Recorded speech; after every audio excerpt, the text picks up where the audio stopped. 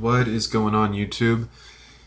This is LA Prepper, and in the last video I just talked, in the very last video I thanked Die Bullfrog for his care package he's working on, but the video before that I was talking about buying land and how to avoid pitfalls and how to not have it turn into a disaster.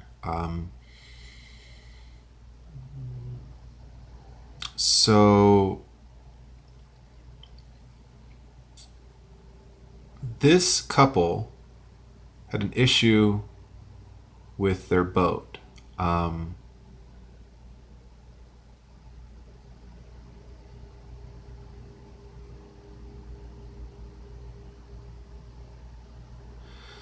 They were off Florida in some shallow water, and something happened. It's not exactly clear. They don't say.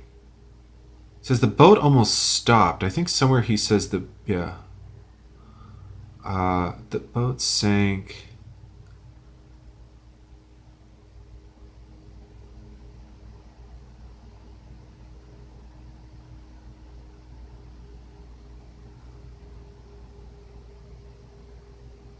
Okay, it does say they hit something and capsized. Okay, so forgive me here. It's kind of details thrown about the whole page, but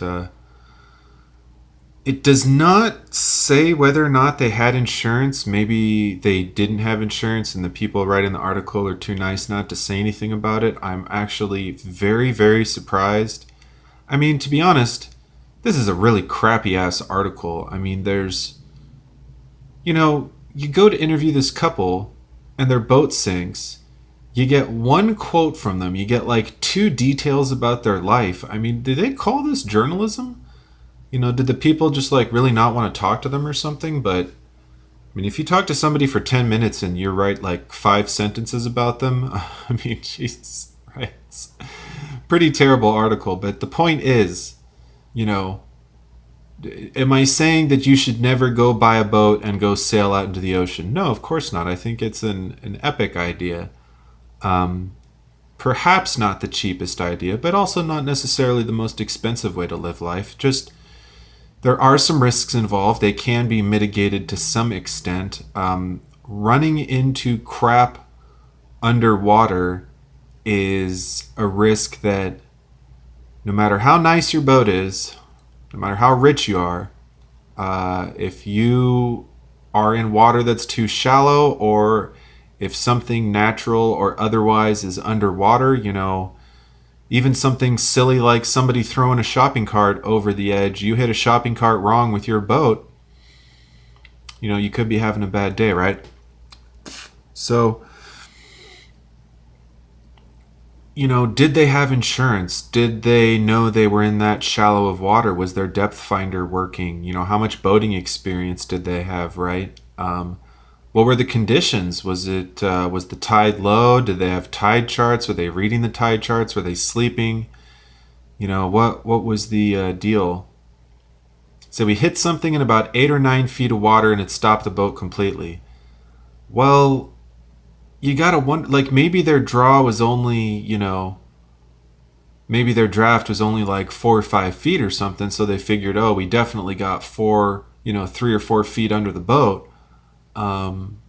Maybe they did, maybe it was some random coral reef, who knows, but you got to kind of be careful when you're making big life changes like this. If you're going to buy a boat and put, I think they had 10,000 into it. It was like 5,000 to buy the boat, and 5,000 to get it ready to sail, which is actually pretty reasonable.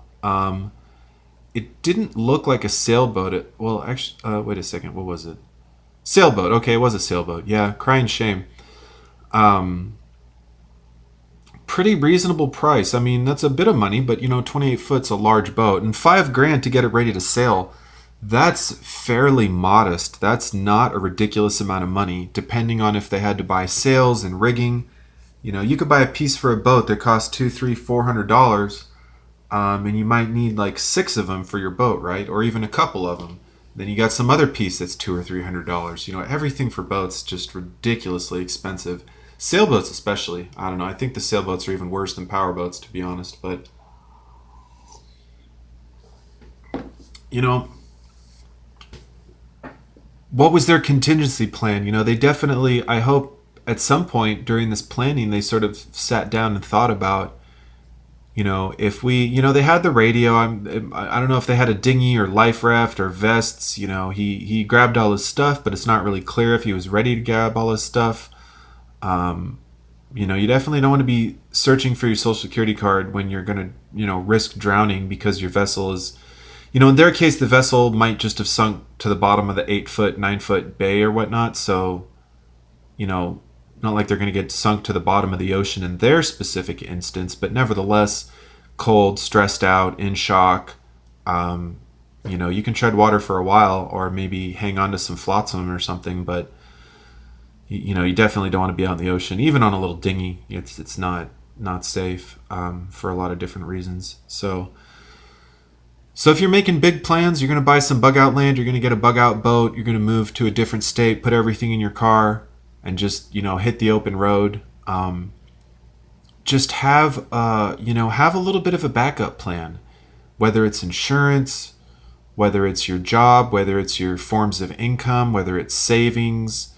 Or whether or not you might just say, you know what, I can just accept the risk, whatever it is. You know, if you're like these guys are saying, you know, it sunk the boat sank, but our dreams didn't sink with the boat. And, you know, you kind of have to have that mentality if something is important enough to you in life. There are people that in their situation that probably never went back to boating. And I'm sure there are other people that have had catastrophes with their boats that have stayed and enjoyed years of boating after that, you know? So you can't let like one or two negative incidents, even if they're kind of really traumatic like this, convince you to give up on something that's really important to you. So at any rate, kind of a sad story, you know, at least they got out okay, but just kind of a reminder that, you know, bad things can happen even to good people. Complete accidents can have enormous impacts on your life. Even something as simple as hitting something in a little bit of water.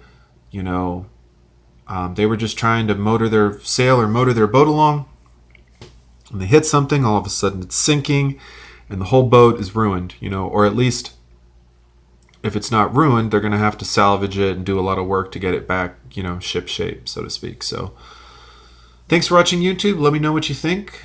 Would you buy a boat and go out to live on the ocean? I've certainly thought about it. I've seen those YouTube videos where they're out there in the sun and it's gorgeous and they're catching fish and they're wearing their swimsuits and it just looks like paradise every day. And then I've seen the other videos where they talk about, you know, pirates and people stopping beside them and kind of shady stuff happening. So life at sea is an interesting life. I know at least one of my subs is talking about living at sea for a while in some conditions that weren't necessarily chosen. But at any rate, thanks for watching. Like, comment, subscribe. And coming up next, I think we're going to be talking about martial law or not in West Virginia. I don't know if this article... Okay, military. At any rate, like, comment, subscribe, and I'll see you next time.